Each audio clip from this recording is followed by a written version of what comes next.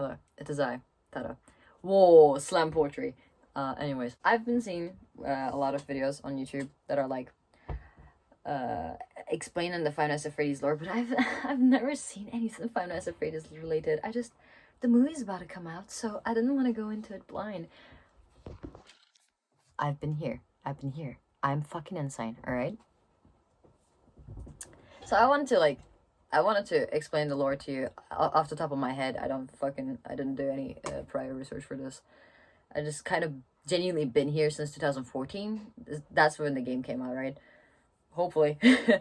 Yeah, and it's going to be like the bare bones, most low effort shit imaginable because I'll be so real with you. I'm 18. No way in hell am I sitting down and editing a video about Five Nights at Freddy's lore. You know what you're gonna get instead? For this video, you know what you're gonna get? This is William Afton. This is Henry Emily. They're buddies, they're friends. They do not kiss. No, they're not lovers. They're friends. And they become business partners. They co-own this restaurant called Fredbear's Family Diner. And their like gimmick is that they're going to use mascots, right? These mascots, they're animatronic mascots. Yeah, Henry Emily is the finance bro. William Afton is the nerd. And he makes the like robotic bits and whatnot. So they open this restaurant, but they don't have enough funds to make it so that they have like this wearable costume versus this animatronic costume, because they cannot keep the like animatronics running constantly. It will probably catch fire or something. Instead, what they opt to do is not making the fursuit separated off the endoskeleton so they can wear it and then make the endoskeleton wear it. No, that will be too logical. For some reason, William Afton decides that he is going to make it so that the animatronics kind of lift like a few centimeters up where they're supposed to be, so a human can fit into it. Okay, seems cool. Alright, this is called the spring lock technology. The issue is the spring lock technology fucking sucks. You cry too much, you sweat, you piss yourself, you're dead. They crush you. It crushes you. It's short circuits. That's cool. It's having a bad day. Well, you're fucking dead.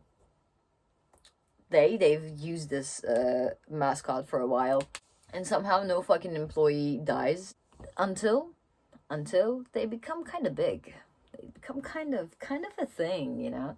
And they start airing this cartoon about the mascots, and like they have like this plush that Evan has. Oh, my bad. William Afton has 3 children. Evan, the crying kid, right? Elizabeth is the only girl in the family, and Michael, the eldest brother. And Evan kind of like falls for especially Golden Freddy. He is very into these characters.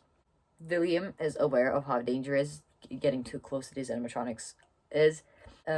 He uses like sound illusion discs. You gotta, if you're wondering what the fuck is a sound illusion disc, you gotta read like 5 books, bro. He makes sure that Evan is not getting close to these animatronics by making him hallucinate nightmares about these said animatronics. It works amazingly, actually, and bro like starts crying whenever he sees these mascots. Now the issue is his fucking birthday is about to take place in this said diner, and what do you do when you are face to face with your biggest fear? You fucking start crying, right? And remember Michael, you remember Michael is the eldest brother. He's not a good brother though, and he lifts Evan up with his friends and like puts his head into Fredbear's mouth, going like, oh, you should give him a kiss. And yeah, the spring locks, they kind of collapse. They go on top of Evan. Bro gets decapitated. So anyways, moving forward, William, he has lost a kid, and that is not ideal. He starts like spiraling. He kind of goes cuckoo bananas. He becomes very obsessed with the fact that Henry Emily doesn't have to experience this, that he still has his daughter alive and safe. So he decides to change that, but Henry isn't stupid either. Henry is aware of the murderous tendencies of his best friend and does nothing about it up until this point, I guess. Boys will be boys. Afton hyper focuses on killing Charlotte. Charlotte is Henry Emily's daughter. I don't know if I've mentioned her by name up until this point. Her name is Charlotte. And Henry makes this little like security robot, it's called the security puppet, who can protect a kid based on their bracelet color. Every single child is wearing a bracelet, but Charlotte has a green one, nobody else has a green one, and Puppet is programmed to protect the person who's wearing the green bracelet. One issue though, it's hidden inside this little box thingy, and it like goes out to fit in with the theme of the restaurant, right? But when it's in the box, you can easily put weights on top of it to protect it from getting out, right? Doing, doing, which is exactly what Afton does. Locks Charlotte out the restaurant, and he fucking kills her. But the security puppet eventually manages to get out. Literally crawls because it's like raining outside, and like it starts to short circuit, it starts to break down. It crawls its way on top of Charlotte, where it also collapses. They're both dead, and they merge together using this thing called remnant. It's basically if a spirit is too vengeful or like angry, it will not let go of the mortal realm. Somehow it makes it so that like you're stuck with the first material object you can come in touch with. No, come in contact with. Yes.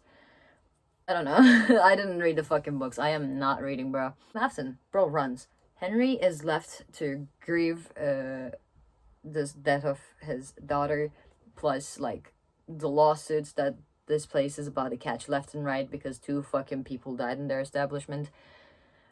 And Afton runs. Why? He realizes the puppet is acting a bit different, and he's like, whoa, man, how come? See where this leads to, and fucking kills 5 children. This is the missing children's incident, and through killing those 5 children, he figures out what remnant is, how it functions, and whatever the hell. So he decides to farm this. Genius idea, I know. He decides to farm the said remnant, and how is he going to do this? He is going to create a line of robots their only purpose is to fucking kill children. Bear in mind, he still has 2 of his own.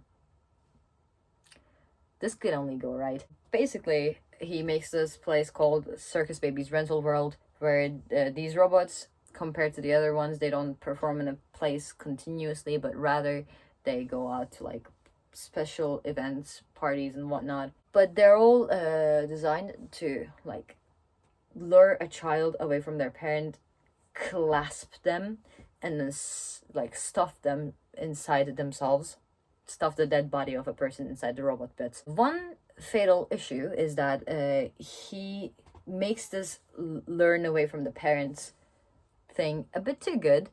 Elizabeth, the only girl in the Afton family, goes, "Daddy, why don't you let me play with her?" And is like confronted with, "'Cause you will fucking die," and she doesn't fucking listen, and she goes up to Circus Baby because she can dispense ice cream off of her stomach or something. Like, "Didn't you make her just for me?" "No, bitch." She dies. She's now possessing Circus Baby. Yeah, whatever. Afton goes even more cuckoo bananas after like losing his other child and is left with Michael. Michael, he does not fucking like Michael, bro. I think he is kind of an abusive father too. He doesn't fucking like Michael. Anyways, up until this point, he has almost caught 2 lawsuits. One of them was for the missing children's incident, and they kind of let him go for some reason. He goes back to his old establishments, and bear in mind, Henry Emily has been left to literally fight like lawyers of these grieving parents for a fucking while, bro. So financially, this this entire franchise is not doing good.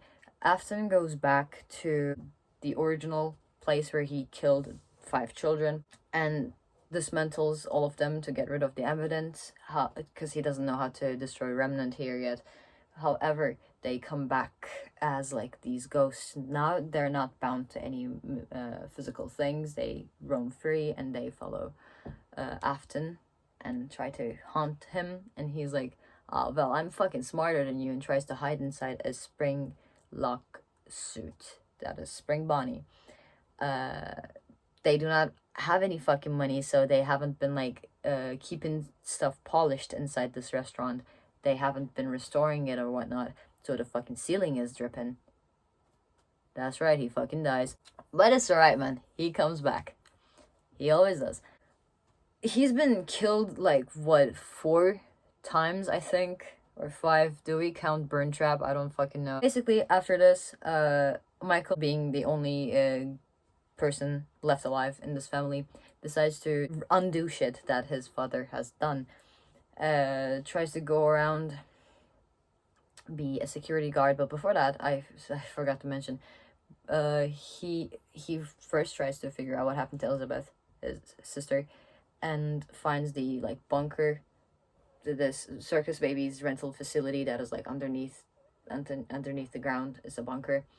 And he gets lured into the back rooms by Baby and gets fucking scooped to death, which is like, there's like the scooper thing where it can like gut someone and take their organs and like bones and shit outside. And all the animatronics have merged together to become this amalgamation called Ennard. Ennard uses Michael as a bodysuit to get the fuck out of here without raising too much suspicion. But joke's on him. Michael is now fucking dead, so he starts rotting. So they need to get out of him and escape into the sewers and whatnot. But I don't know how. I think it's related to Remnant again. Michael does not fucking die. I was suddenly hit by the realization that these are actually sentences I am constructing. Yeah, we have this guy who's just a zombie, Henry Emily, who also has lost his entire family and is like battling lawsuits left and right. Afton is fucking dead. Evan is fucking dead. Elizabeth is dead. Charlotte is dead. There are like 5 more kids who are dead left and right. Alright, it's a mess out there. It's a mess. Michael decides to undo his father's doings and goes back to those like restaurants and works the night shift. That's why he's like fired for foul odor, because bro is literally rotting. He's not going to smell good. He's a corpse. 30 years or something pass, and they find Springtrap, which is William Afton in the Spring Bonnie suit, half dead, boarded up in like one of these restaurants where they make this like horror attraction based off the tragedies that happened in Fredbear's family diner. So they do that. They use quite literally a corpse as a attraction. Oh wow, we have one of the original animatronics. Surprise, it's the killer. He burns the place down and escapes.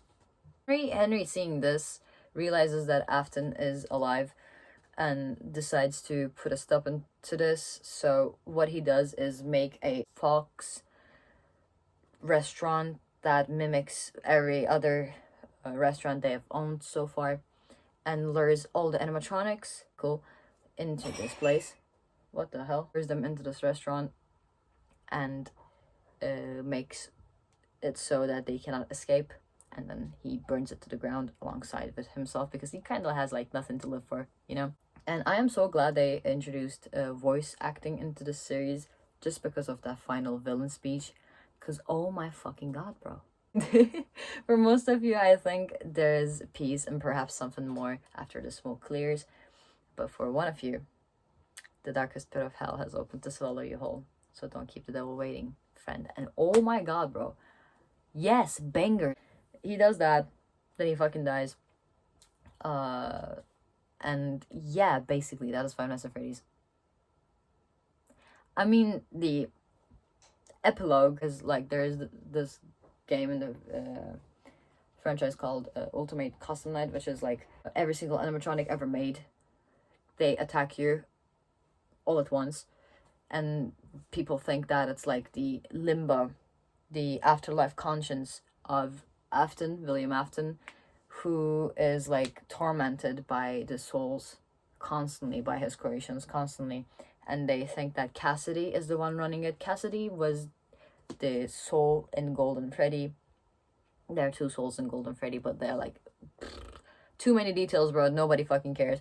There's two souls in Golden Freddy. One of them is Cassidy. Cassidy is dubbed the one you shouldn't have killed because she is very vengeful and angry and shit like that. So she stays behind with William's soul as well to torment him forever. Good ending. However, we later learn with like Fnaf VR and Security Breach that William Afton has made himself into a digital conscience and is like running wild in the code or something. I'll be so real with you. When I saw that the villain that came back was quite literally Afton in a different form, I did not fucking watch it. Honestly, the lore ends here for me. So hopefully I didn't like skip over anything too drastic. I know I skipped over a lot, but hopefully it wasn't anything too drastic. So yeah, I forgot to mention the Bite of 87.